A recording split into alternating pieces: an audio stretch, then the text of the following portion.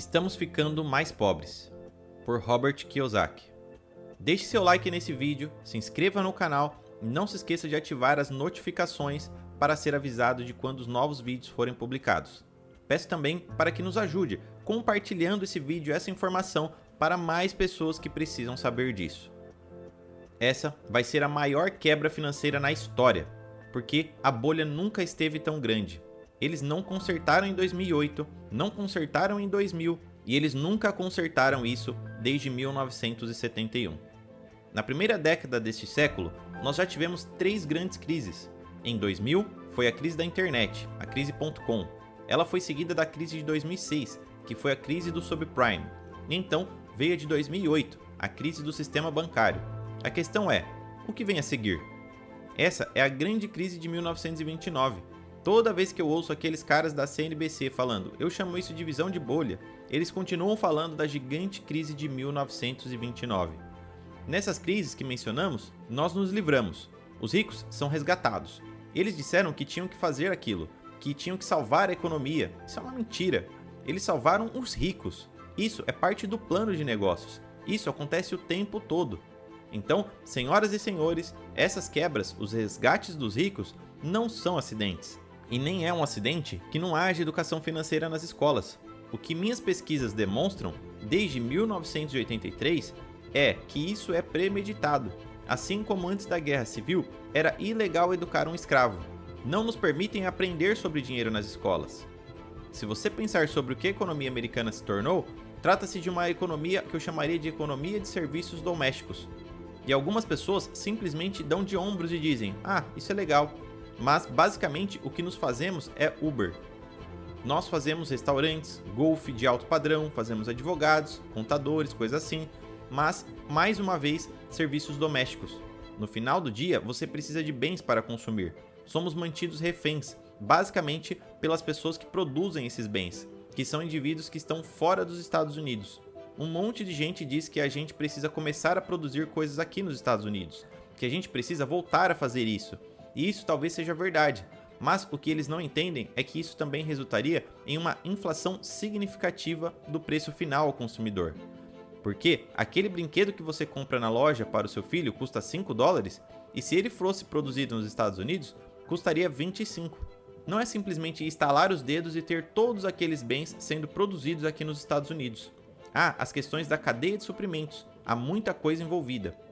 Mas isso coloca a gente em uma posição muito comprometedora, porque quando aqueles dólares saem do país para comprar todas essas coisas que os estrangeiros estão produzindo, com frequência o que acontece é que esse dinheiro volta para os Estados Unidos comprando ativos norte-americanos. Nos anos 70, quando eu me formei na escola, $1 milhão a juros de 15% ao ano me gerava uma renda de $150 mil por ano. Agora, você podia viver com 150 mil por ano naquela época, mas em 2016 eles fizeram uma coisa chamada flexibilização quantitativa. Eu chamo isso de a proposta de Greenspan. É 1 milhão em 5 pontos bases negativos. Vai te custar $1 milhão economizar $1 milhão. Isso é quão deteriorado o nosso sistema financeiro se tornou.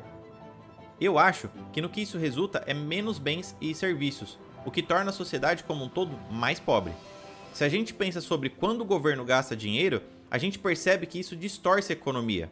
Então você meio que entende que a economia não é tão eficiente à medida que quanto mais o governo gasta e menos o setor privado gasta. Então, antes da criação do Fed em 1913, os gastos do governo como um percentual do PIB eram de cerca de 5%, e agora ele é de quase 60%. Então você pensa sobre o quão mais eficiente o setor privado é, ou pensa sobre o quão ineficiente o governo é. Se o governo gasta mais e mais, e isso representa uma grande porcentagem do PIB, isso significa que nós temos menos e menos, o que nos deixa cada vez mais perto da Venezuela ou da Alemanha de Weimar. Eu não estou falando do ponto de vista da inflação, eu estou falando do ponto de não termos acesso a bens e serviços, de termos acesso a menos bens e serviços. Uma outra coisa é que um monte de gente consegue identificar é que o portfólio de investimentos hoje é provavelmente maior do que era em 2019. Mas eu argumentaria que mesmo se seu portfólio de investimento é maior, você está mais pobre, porque você tem acesso a menos coisas. Quando a renda das pessoas cai, elas se tornam dependentes. Agora, o governo dos Estados Unidos nos diz que a pobreza foi erradicada nos Estados Unidos. o que talvez seja verdade, mas o que cresceu foi a mentalidade e a atitude de que o governo e outras pessoas devem tomar conta da gente. Eu conheci tanta gente da minha idade, cerca de 75 milhões de baby boomers. Eu estou no topo da cadeia do baby boomer, que esperam que o governo tome conta da gente. E eu estou falando de muita gente com alta escolaridade. Isso é uma crise. Anos atrás, quando eu era uma criança, antes de 1974, havia uma coisa chamada plano de pensão de benefício definido. O benefício definido garantia a você uma quantidade X. Então, meu pai pobre, você sabe, se ele se aposentasse, você perderia a pensão dele também. Esse vai ser um dos maiores problemas que o mundo enfrenta, que é as nossas aposentadorias foram roubadas. E o motivo por que ela está com problemas é porque quando nós tínhamos planos de pensões definidos, se o governo prometesse para o meu pai $1.000 por mês, eles tinham que dar a ele $1.000 por mês.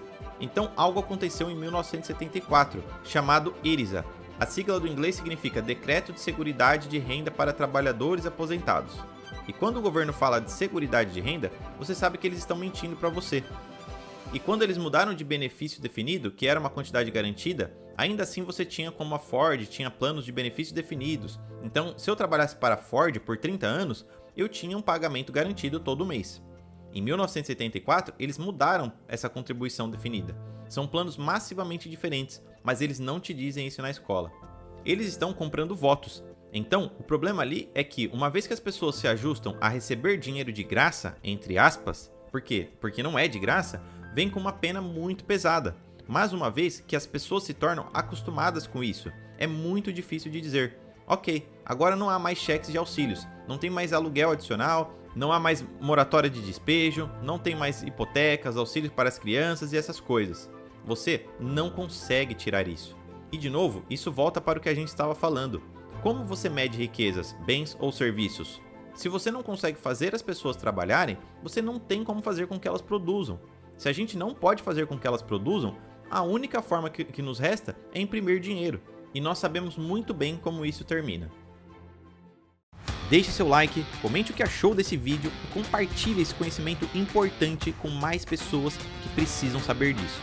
Te vejo no próximo vídeo que está aparecendo aqui na sua tela.